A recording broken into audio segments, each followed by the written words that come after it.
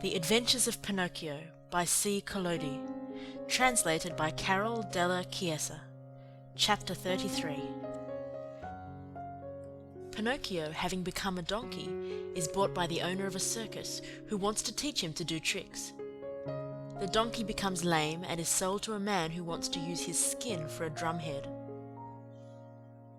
Very sad and downcast were the two poor little fellows as they stood and looked at each other. Outside the room, the little man grew more and more impatient, and finally gave the door such a violent kick that it flew open. With his usual sweet smile on his lips, he looked at Pinocchio and Lampwick, and said to them, "Fine work, boys! You have brayed well, so well that I recognized your voices immediately, and here I am." On hearing this, the two donkeys bowed their heads in shame, dropped their ears, and put their tails between their legs. At first, the little man petted and caressed them and smoothed down their hairy coats. Then he took out a currycomb and worked over them till they shone like glass. Satisfied with the looks of the two little animals, he bridled them and took them to a marketplace far away from the land of toys in the hope of selling them at a good price. In fact, he did not have to wait very long for an offer. Lampwick was bought by a farmer whose donkey had died the day before. Pinocchio went to the owner of a circus who wanted to teach him to do tricks for his audiences. And now do you understand what the little man's profession was? This horrid little being, whose face shone with kindness, went about the world looking for boys. Lazy boys, boys who hated books, boys who wanted to run away from home, boys who were tired of school. All these were his joy and his fortune. He took them with him to the land of toys and let them enjoy themselves to their heart's content. When, after months of all play and no work, they became little donkeys, he sold them on the marketplace. In a few years he had become a millionaire. What happened to Lampwick? My dear children, I do not know. Pinocchio, I can tell you, met with great hardships even from the first day. After putting him in a stable, his new master filled his manger with straw, but Pinocchio, after tasting a mouthful, spat it out. Then the man filled the manger with hay, but Pinocchio did not like that any better. "Ah, you don't like hay either?" he cried angrily. "Wait, my pretty donkey, I'll teach you not to be so particular." Without more ado, he took a whip and gave the donkey a hearty blow across the legs. Pinocchio screamed with pain, and as he screamed, he brayed, "Haw, haw, haw! I can't digest straw." "Then eat the hay," answered his master, who understood the donkey perfectly. "Haw, haw, haw! Hay gives me a headache." "Do you pretend by any chance that I should feed you duck or chicken?" asked the man again, and, angrier than ever, he gave poor Pinocchio another lashing. At that second beating, Pinocchio became very quiet and said no more. After that, the door of the stable was closed and he was left alone. It was many hours since he had eaten anything, and he started to yawn from hunger. As he yawned, he opened a mouth as big as an oven. Finally, not finding anything else in the manger, he tasted the hay. After tasting it, he chewed it well, closed his eyes, and swallowed it. "This hay is not bad," he said to himself, "but how much happier I should be if I had studied. Just now, instead of hay, I should be eating some good bread and butter. Patience." Next morning, when he awoke, Pinocchio looked in the manger for more hay, but it was all gone. He had eaten it all during the night. He tried the straw, but as he chewed away at it, he noticed to his great disappointment that it tasted neither like rice nor like macaroni. "Patience," he repeated as he chewed. "If only my misfortune might serve as a lesson to disobedient boys who refuse to study. Patience, have patience." Patience indeed," shouted his master just then as he came into the stable. "Do you think, perhaps, my little donkey, that I have brought you here only to give you food and drink? Oh, no, you are to help me earn some fine gold pieces, do you hear? Come along now, I am going to teach you to jump and bow, to dance a waltz and a polka, and even to stand on your head." Poor Pinocchio, whether he liked it or not, had to learn all these wonderful things. But it took him 3 long months and cost him many, many lashings before he was pronounced perfect. The day came at last when Pinocchio's master was able to announce an extraordinary performance. The announcements, posted all around the town and written in large letters, read thus: "Great spectacle tonight. Leaps and exercises by the great artists and the famous horses of the company. First public appearance of the famous donkey called Pinocchio, the star of the dance.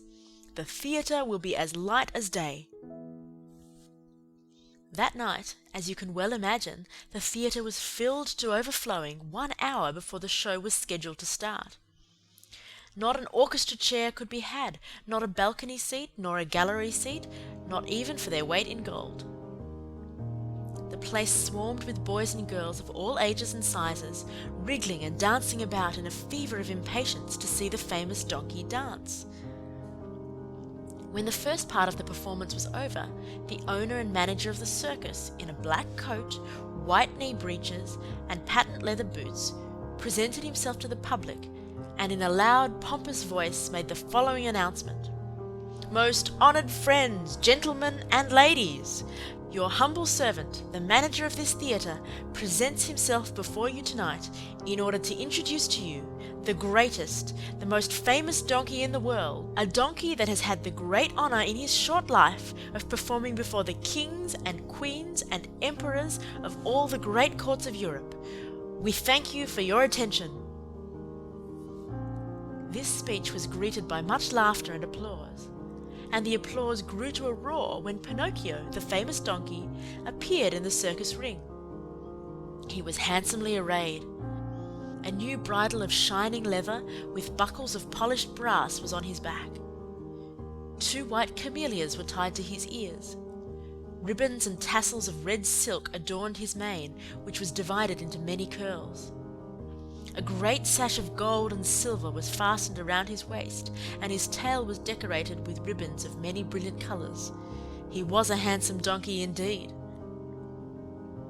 The manager, when introducing him to the public, added these words: "Most honoured audience, I shall not take your time tonight to tell you of the great difficulties which I have encountered while trying to tame this animal, since I found him in the wilds of Africa. Observe, I beg of you, the savage look of his eye. All the means used by centuries of civilization in subduing wild beasts failed in this case. I had finally to resort to the gentle language of the whip in order to bring him to my will. With all my kindness, however, I never succeeded in gaining my donkey's love. He is still today as savage as the day I found him. He still fears and hates me. But I have found in him one great redeeming feature. Do you see this little bump on his forehead? It is this bump which gives him the great talent of dancing and using his feet as nimbly as a human being. Admire him, O signori, and enjoy yourselves. I let you now be the judges of my success as a teacher of animals. Before I leave you, I wish to state that there will be another performance tomorrow night. If the weather threatens rain, the great spectacle will take place at 11 o'clock in the morning." The manager bowed and then turned to Pinocchio and said, "Ready, Pinocchio? Before starting your performance, salute your audience." Pinocchio obediently bent his 2 knees to the ground and remained kneeling until the manager, with the crack of the whip, cried sharply, "Walk!" The donkey lifted himself on his 4 feet and walked around the ring. A few minutes passed, and again the voice of the manager called, "Quick step!" and Pinocchio obediently changed his step. "Gallop!" and Pinocchio galloped. "Full speed!" and Pinocchio ran as fast as he could. As he ran, the master raised his arm and a pistol shot rang in the air. At the shot, the little donkey fell to the ground as if he were really dead. A shower of applause greeted the donkey as he arose to his feet. Cries and shouts and hand clappings were heard on all sides. At all that noise, Pinocchio lifted his head and raised his eyes. There, in front of him, in a box, sat a beautiful woman. Around her neck she wore a long gold chain, from which hung a large medallion. On the medallion was painted the picture of a marionette. "That picture is of me! That beautiful lady is my fairy," said Pinocchio to himself, recognizing her. He felt so happy that he tried his best to cry out, "Oh, my fairy! My own fairy!" But instead of words, a loud braying was heard in the theatre. So loud and so long that all the spectators, men, women and children, but especially the children, burst out laughing. Then, in order to teach the donkey that it was not good manners to bray before the public, the manager hit him on the nose with the handle of the whip. The poor little donkey stuck out a long tongue and licked his nose for a long time in an effort to take away the pain. And what was his grief when, on looking up toward the boxes, he saw that the fairy had disappeared. He felt himself fainting, his eyes filled with tears, and he wept bitterly. No one knew it, however, least of all the manager, who, cracking his whip, cried out, "Bravo, Pinocchio! Now show us how gracefully you can jump through the rings." Pinocchio tried 2 or 3 times, but each time he came near the ring, he found it more to his taste to go under it. The 4th time, at a look from his master, he leaped through it, but as he did so, his hind legs caught in the ring and he fell to the floor in a heap. When he got up, he was lame and could hardly limp as far as the stable. "Pinocchio! We want Pinocchio! We want the little donkey!" cried the boys from the orchestra, saddened by the accident. No one saw Pinocchio again that evening. The next morning, the veterinary, that is, the animal doctor, declared that he would be lame for the rest of his life. "What do I want with a lame donkey?" said the manager to the stable boy. "Take him to the market and sell him." When they reached the square, a buyer was soon found. "How much do you ask for that little lame donkey?" he asked. $4. "I'll give you 4 cents. Don't think I'm buying him for work. I want only his skin. It looks very tough and I can use it to make myself a drumhead. I belong to a musical band in my village and I need a drum." I leave it to you, my dear children, to picture to yourself the great pleasure with which Pinocchio heard he was to become a drumhead.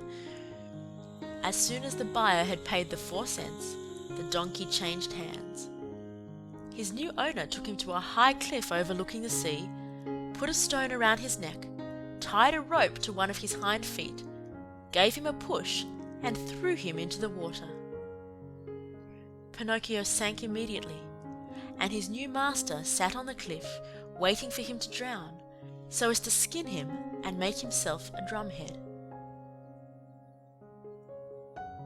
End of chapter 33.